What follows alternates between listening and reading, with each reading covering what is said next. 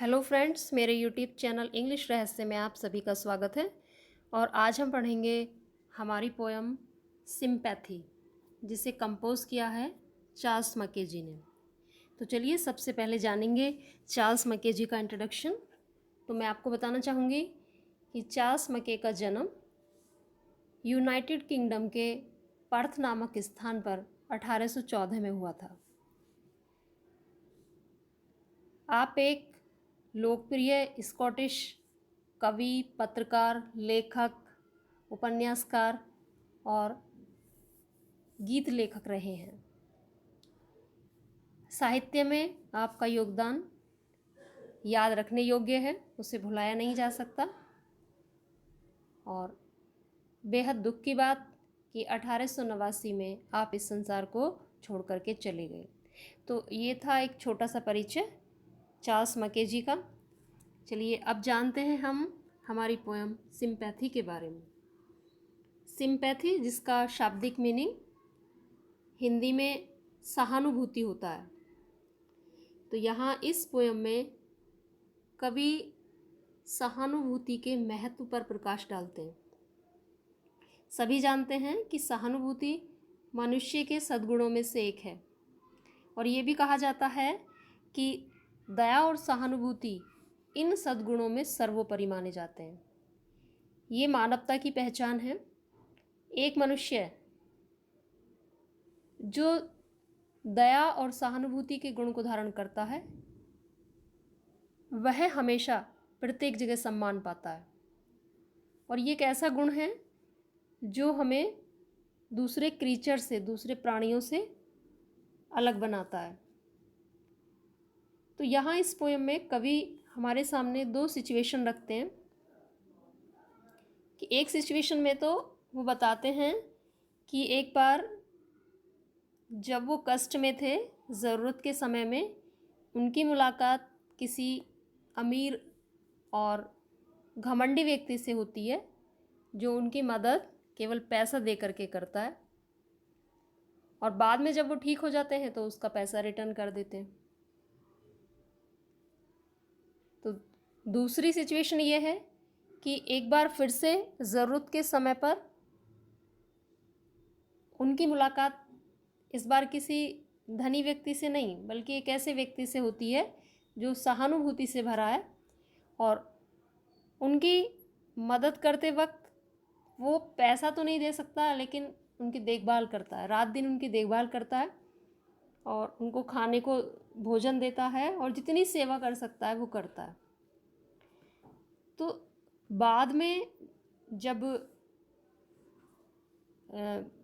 कवि ठीक हो जाते हैं तो वो दोनों का रिपेमेंट करना चाहते हैं, दोनों को रिटर्न देना चाहते हैं।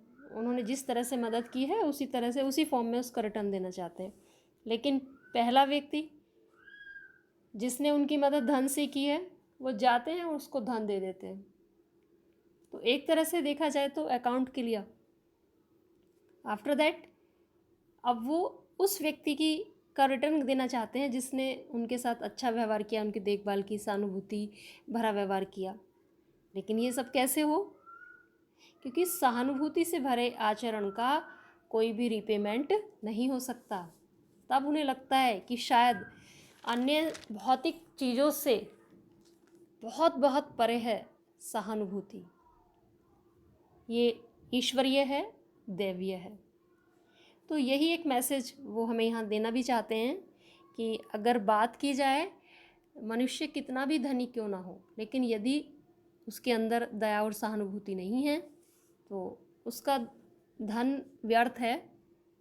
और यही एक ऐसा आचरण है, सहानुभूति भरा आचरण ऐसा है जो हमें किसी के हृदय में सदा सदा के लिए अमर बना देता है। तो चलिए शुरू करते हैं हमारी पोएम। आई ले इन सोरो डीप डिप्रेस्ड। तो पोएम शुरू करने से पहले मेरे सभी लर्नर्स और मेरे अपने स्टूडेंट्स को ये सजेशन है कि वो कॉपी पेन लेकर के बैठें। जो वर्ड मीनिंग बताए जाते हैं उनको भी नोट करें, और साथ साथ जो ट्रांसलेशन बताया जा रहा है उसको भी नोट करते चलिए, ताकि पोयम एक बार में ही क्लियर हो जाए।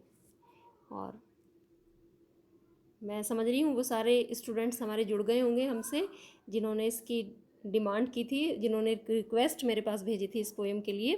तो ये 9th यूपी बोर्ड में, ये 9th के सिलेबस में है, तो सभी अच्छे से करने की कोशिश करेंगे। आई ले इन सोरो डीप डिप्रेस्ड।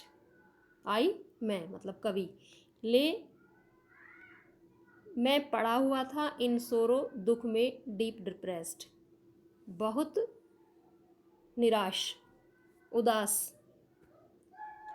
माई ग्रीफ मेरे दुख को, a proud man heard. Proud घमंडी, हर्ड हेयर की सेकंड फॉर्म है सुना, यानी मेरे दुख को एक घमंडी व्यक्ति ने सुना।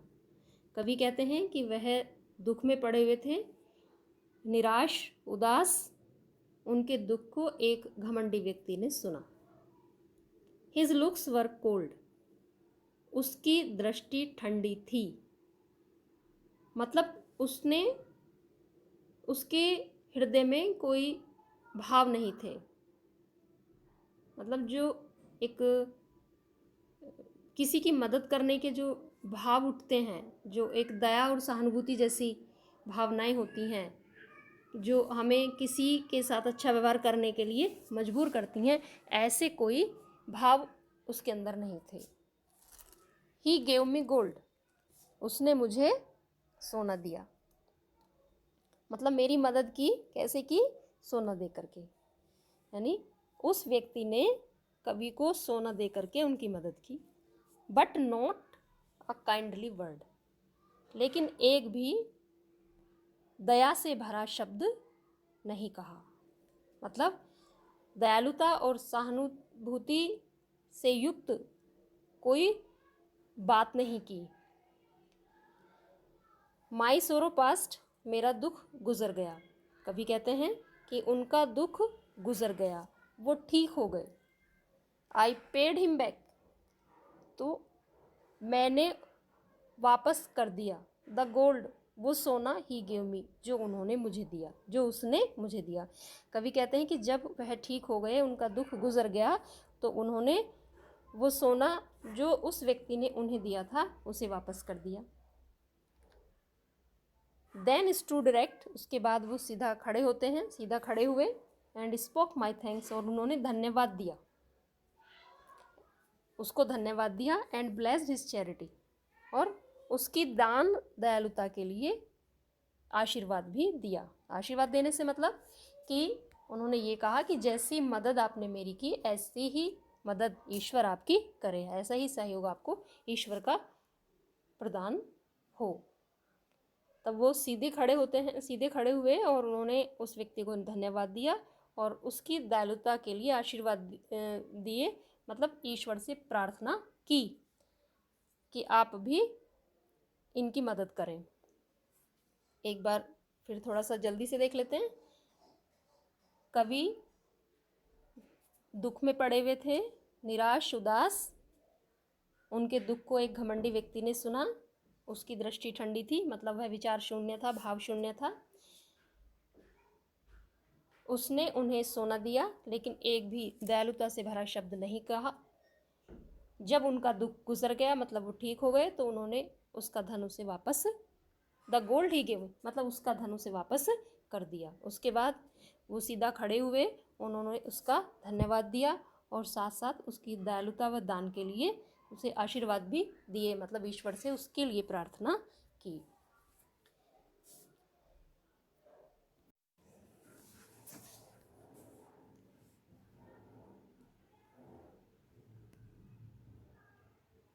चलिए आगे बढ़ते हैं।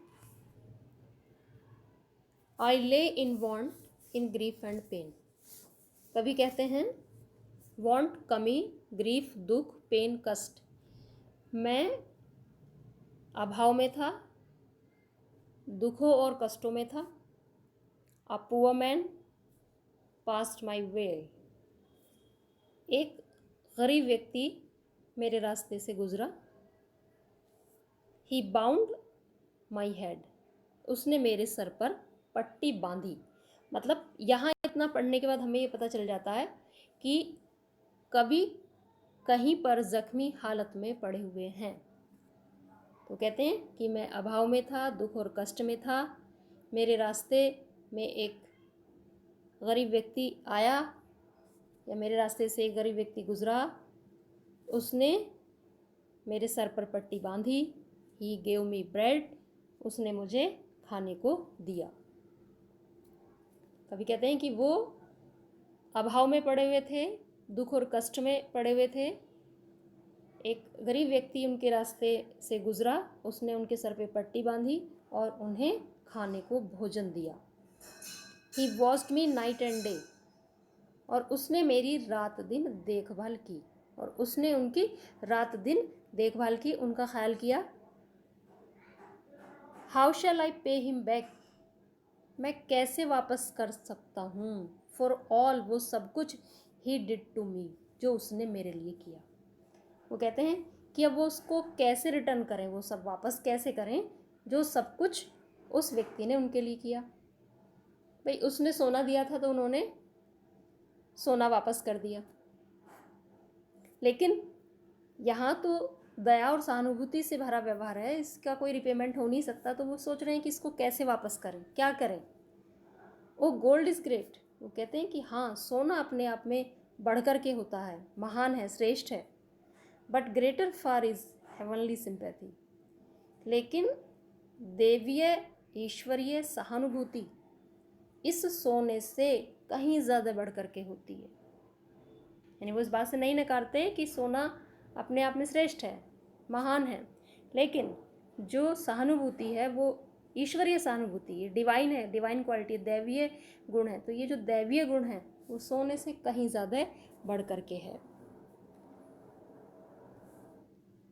तो एक बार फिर से देख लेते हैं। कवि कहते हैं कि वो अभाव में थे, दुख और कष्ट में थे, एक गरीब व्यक्ति उनके रास्ते में आया और उसने मदद के रूप में उनके सर पर पट्टी बांधी, यानी उनके ज़ख्मों पर पट्टी बांधी, और उन्हें उस समय पर खाने के लिए भोजन दिया, और रात दिन उनकी देखभाल भी की, उनका ध्यान रखा, ख्याल रखा।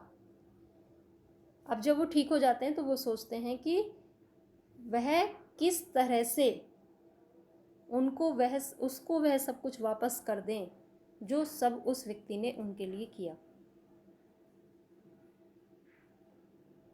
सोना बढ़कर के है, श्रेष्ठ है, लेकिन दैवीय सहानुभूति, ईश्वरीय सहानुभूति इस सोने से कई गुना बढ़ करके होती है। वास्तव में जो दया और सहानुभूति का गुण है वो इतना सुखदायी होता है कि जो करता है उसको भी प्लेजर मिलती है, उसको भी खुशी मिलती है, और जिसको दी जाती है या जिसके साथ वह आचरण व व्यवहार किया जाता है सहानुभूति भरा, दया भरा, वो भी उससे लाभान्वित होता है, उसे भी सुख की अनुभूति होती है। तो एक तरह से डबल ब्लेसिंग का काम करता है। और इन सद्गुणों से भरे व्यवहार की इनका कोई रिटर्न नहीं है कि आज हमारे साथ किसी ने अच्छा व्यवहार किया, दया का व्यवहार किया, सहानुभूति का व्यवहार किया, कि हम चलो कल को उसको ये पैसा दे दें, ये धन दे दें और उसका जो है अकाउंट क्लियर हो जाए, हिसाब क्लियर हो जाए। नो, ऐसा नहीं है। तो यहाँ दोनों सिचुएशन हमें ये सिखाती हैं कि भौतिक सुख साधनों की तो वापसी हो सकती है, लेकिन जो दया और सहानुभूति यानी सद्गुणों के आधार पर जो व्यवहार किया जाता है, उनको बेस बना करके जो व्यवहार किया जाता है, उसकी कोई वापसी नहीं की जा सकती है। तो बेहद खूबसूरत पोएम है, बेहद खूबसूरत सा इसका मैसेज है। कहीं ना कहीं कवि हमें कहना चाहते हैं कि मदद के रूप में यदि हमारा व्यवहार अच्छा है, वो सहानुभूति से भरा है, दया उसके मूल में है, तो वो याद रखा जाता है और उसकी वैल्यू मानी जाती है। तो हम सीखते हैं यहाँ कि सभी जो धर्म होते हैं उनका जो मूल है वो दया और सहानुभूति है, और हमें चाहिए कि सहानुभूति भरे आचरण को अपने जीवन में उतारें। तो इससे यही हमें शिक्षा मिलती है। तो मैं समझती हूँ पोएम आपको समझ आई होगी, और आज के लिए इतना ही। Thanks for watching. Like, share and subscribe my channel, and don't forget to press the bell icon for the notifications of our new videos.